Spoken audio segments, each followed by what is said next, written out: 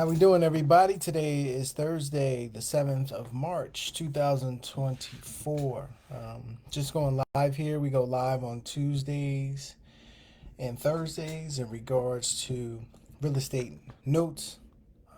Talking about real estate notes, trying to see if anyone has any questions in regards to real estate notes. Um, what we try to do is break down real estate notes piece by piece, part by part each week. And we actually try to, look at some actual deals as well. I don't think we're going to get into any deals that I can actually share on this one. But, um, like I said, we talk about real estate notes. We try to let people know what they are, why it's a good time to look at this as a real estate investment. And we just try to, break it down piece by piece. We're also on Fanbase. So if you're not following me on Fanbase, I'm gonna send a link out to my Facebook page.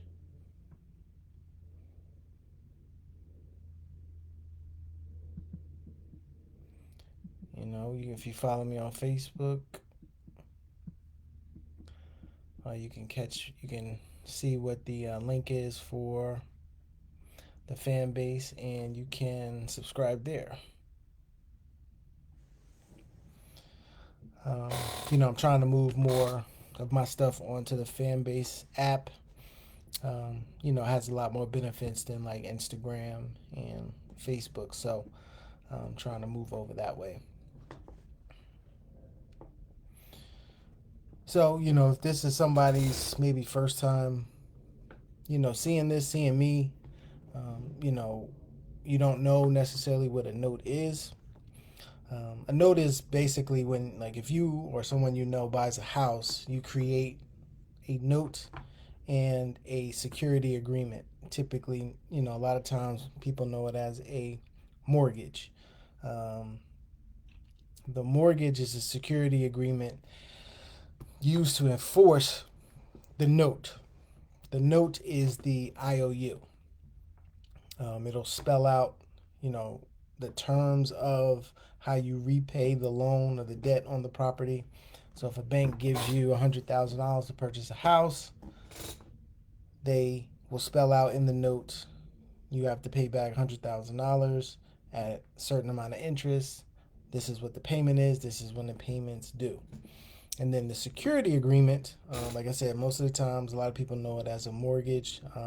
There are other types of security agreements: land contract, contract for deed, agreement for deed, um, deed of trust. Not a deed of trust, but a trust trust deed, I think it's called. But there's a lot of different names for the actual security agreement that go along with the mortgage. So a lot of times the mortgage is filed publicly, but the note a lot of times is not, public information. Um, so the mortgage basically says, like, if you don't follow through on this IOU, this is what our recourse is in that case. And a lot of times it's taking back the property. And that's really kind of the biggest benefit of real estate notes, is the fact that you can take back the property. When you're a rental property owner, you don't have the ability to take the property back. You can evict someone and then, obviously put somebody else in an apartment or in a house or something like that if it's a rental. But as the bank, we have the actual property as collateral to recoup, our investment. And there's a number of ways you can do that, that we'll talk about, as we go through later, in um, other lives that we do. But if somebody doesn't fulfill their obligation to you, you can take back that collateral. And another great thing about notes is that, we always buy at a discount. So if the property is worth that $100,000, we're probably not going to be into that particular note for more than about $72,000. And these are just hypothetical numbers. I mean, you can use lower numbers. There are properties that are under $100,000, and then obviously we have, properties that go up to several million dollars. So it all depends on, what you can afford, and and being able to purchase something in your price range. So, we always, try to get that. That's kind of like where we start a lot of times in terms of the discount that we're looking for, because that'll protect us in case a market shift. Now, if a market goes down 50, 60%, I mean, typically that doesn't happen. That means, something considerable, has happened in the economy, like the great financial crisis. We hadn't seen something like that since, probably what, the 1930s or something like that. So, episodes like that are few and far between. Some people are saying that it's a possibility that that could be happening in the climate that we're in now. But typically, you may drop 10%, 20%, 25%, even 30%. So if you do that, you're still, in a good position based on your investment to value. And so, by buying and purchasing notes this way at a discount, your investment to value ratios are really good. And the lower your investment to value ratio is, the better chance you have of being successful with the real estate note transaction. But we feel like kind of like a sweet spot is about 70% to kind of be able to weather the storm if we do have some type of downturn in the market. But again, one of the other great things is that even if there is that severe downturn in the market, you still have the property. And unless we get to a point where people, don't want to live in a property, then you're going to have, probably a serious problem on your hands at that particular point. But we feel as though people are always going to want a place to live, whether it's renting it out, if they're purchasing it, they're trying to be a homeowner or something like that. People are going to need housing. And so, along with right now, there's been a lack of building properties. So if you're a note holder and you can, hopefully you don't have to take the property back, but in worst case scenario that you did, you have a really, really high chance of somebody wanting to live in that property, either as a rental, worst case scenario, or you can put another buyer in the property. So, that kind of speaks to now what is going on, in this particular market with the lack of building that has happened over the last 10 or 15 years, and the housing, quote unquote, shortage that is out there. And then the affordability piece. As I stated earlier, you can buy notes in a lot of different price ranges. So if we can stay in, that 75 to maybe $150,000 range, and then obviously you can go higher than that if you want to get into the 200s or something like that. But if you can kind of stay in that lower price band market, there's going to be people who, can afford to pay, $500, $600, $700 a month and own a home. Those homes are out there, and there's a lot of homes out there like that in that lower price band space. So, affordability is a great thing. And then, we try to, have clients and people that we work with go into the lower price band space because of, how much money most people have to invest, for one. But it just makes more sense to kind of be in that area when we're having these affordability types of issues, and when they're probably going to be around for some time. So, just trying to give people, the reasons why we think that people should be looking this way. And this is for people that want to buy, and then also for possibly if you have a property, whether it be in a lower price band or maybe in a more expensive market, you can create a note on your property. Um, for whatever reason, maybe you don't need all of the equity because of the tax hit that you're going to take on it.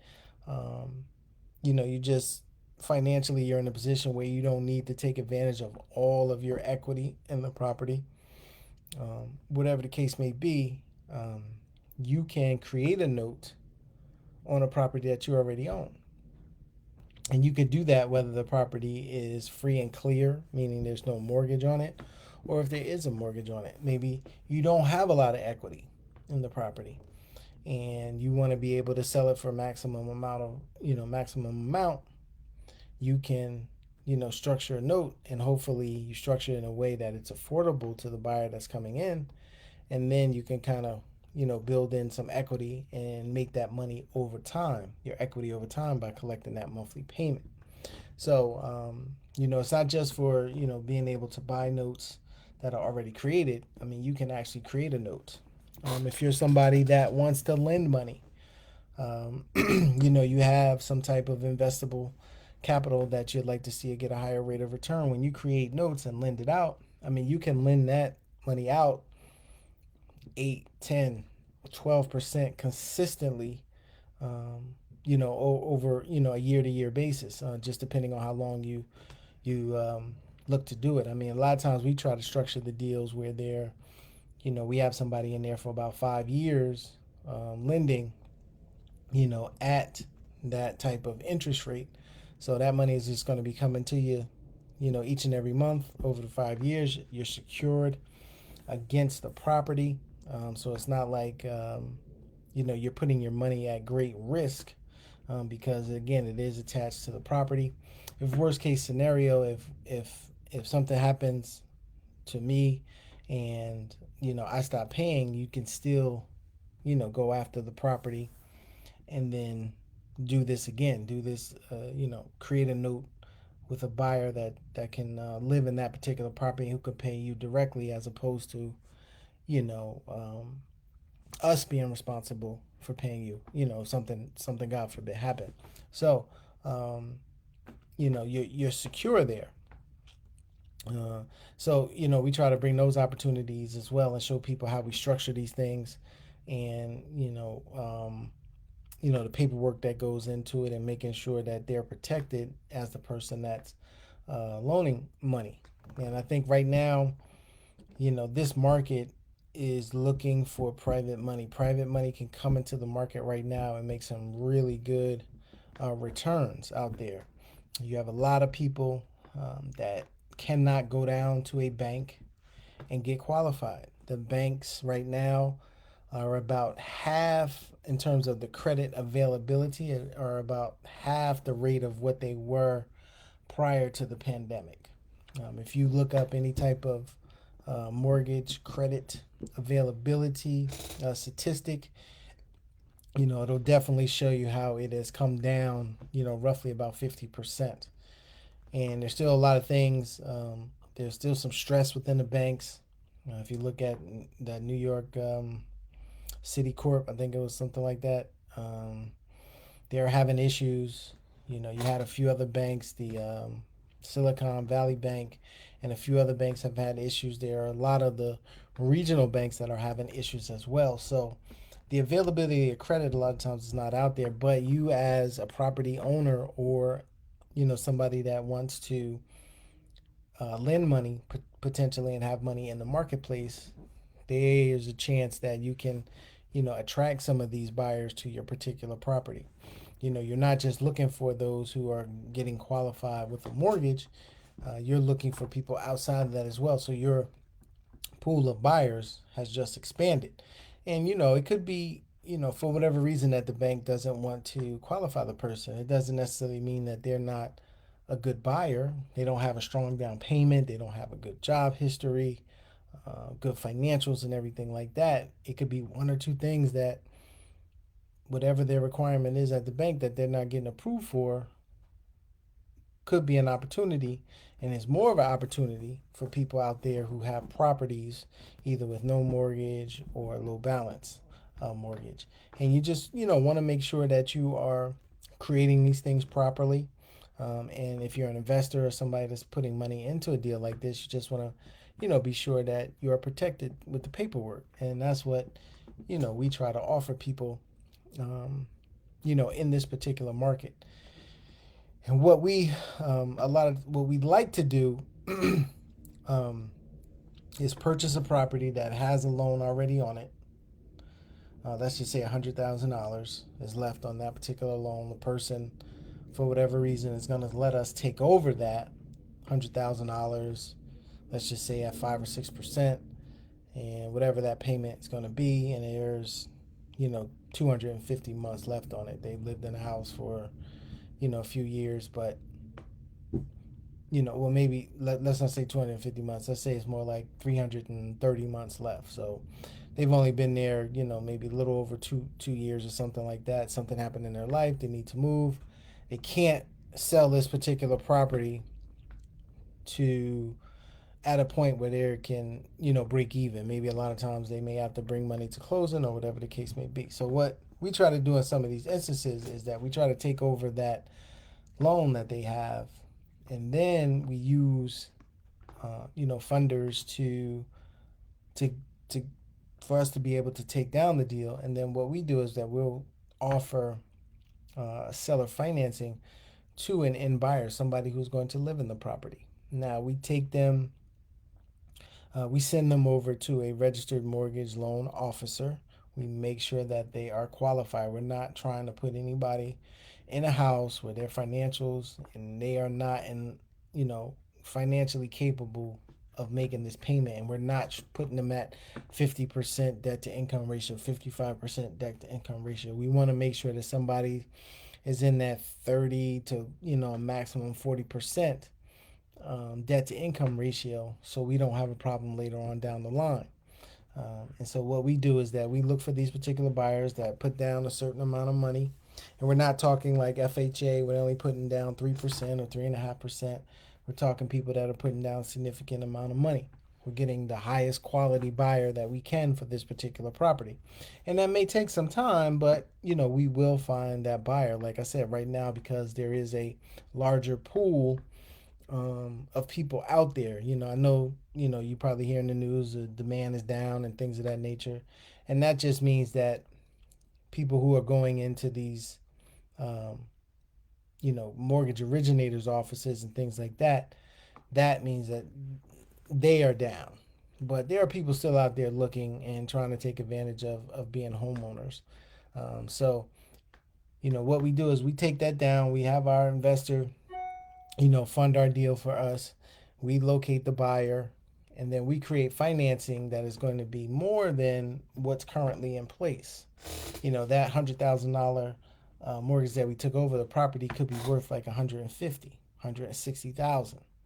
So then what we'll do is create financing around the actual value of the property for our buyer, and then we make sure our funder is paid. We make sure that the first lien is paid. There may be some cash flow in there for us.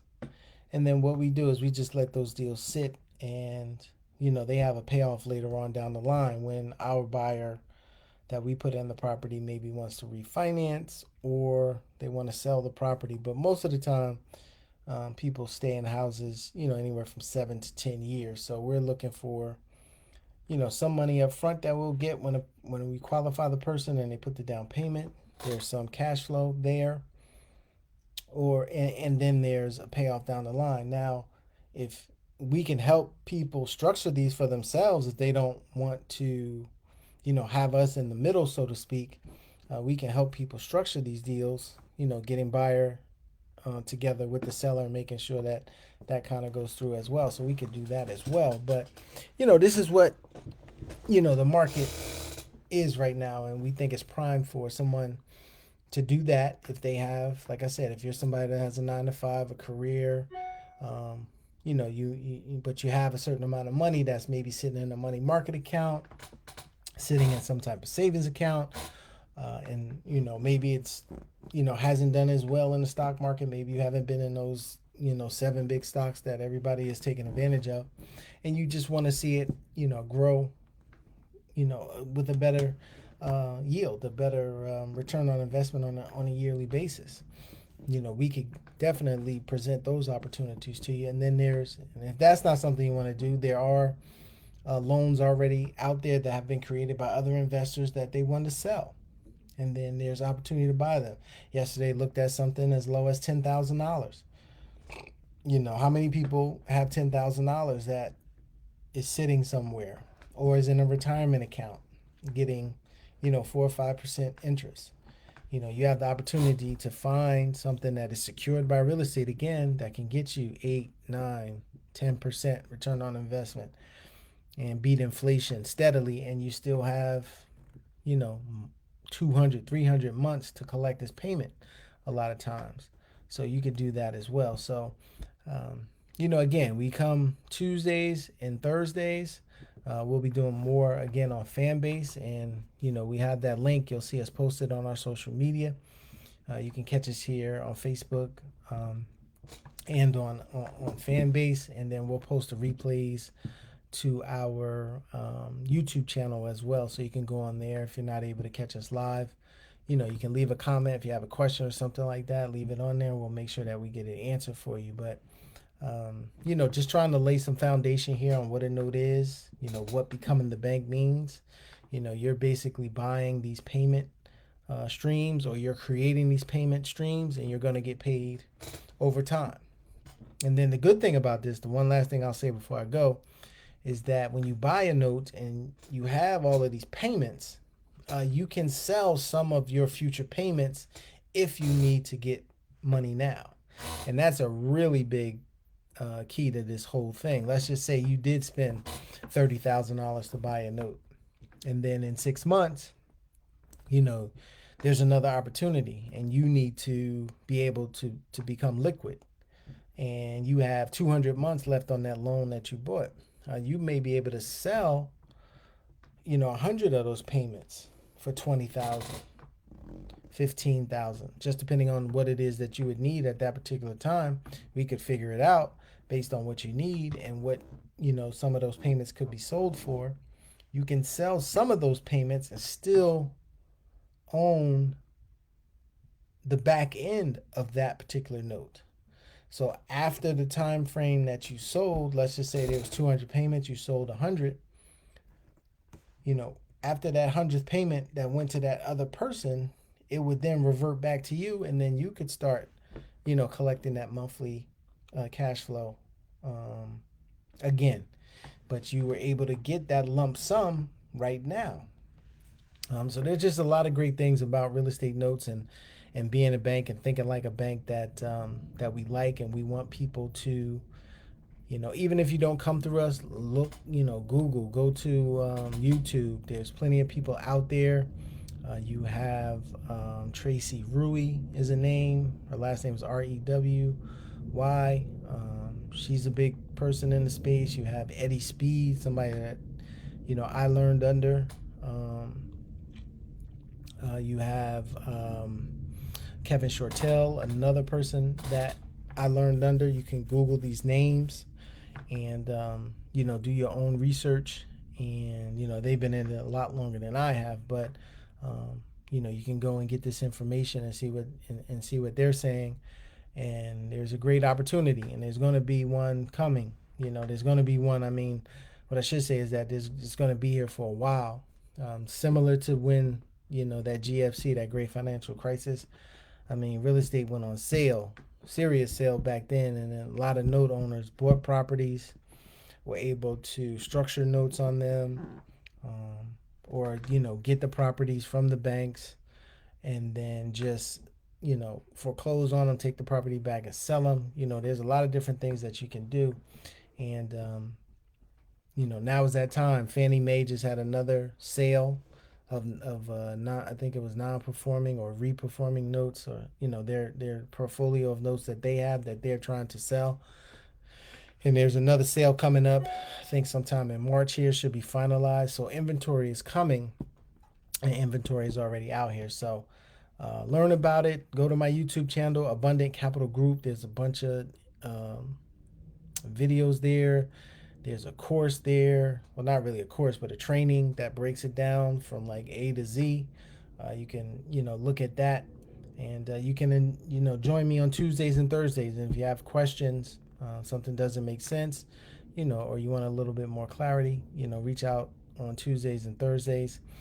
I'm here live, and we only go, about 20 to 30 minutes, just breaking this down. So we'll see everybody back here next Tuesday. In the meantime, like I said, if you have any questions, you can post them on here, and we'll get them answered for you. And if you want to join me live, catch me on next Tuesday, and you can come on and ask any question you want. All right. I'll talk to everybody later. Have a good night.